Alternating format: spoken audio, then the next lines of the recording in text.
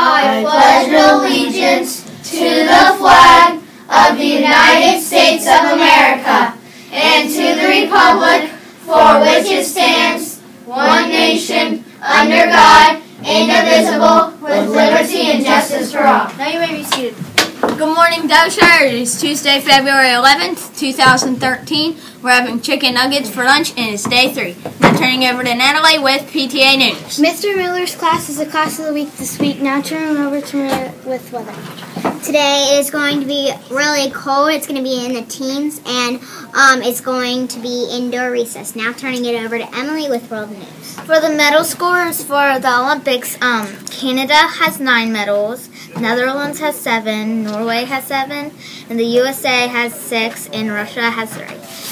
So turning over to Jared with sports. Alex Bilodeau won gold for the second time in a row for the Olympics. And turning over to Natalie with birthdays and character counts. I don't have any character counts, but for birthdays today, we have Abigail Willis, Jacob Myers, and Adriana North. Happy birthday. That's all I have. Turning it over to Timmy with joke of the day.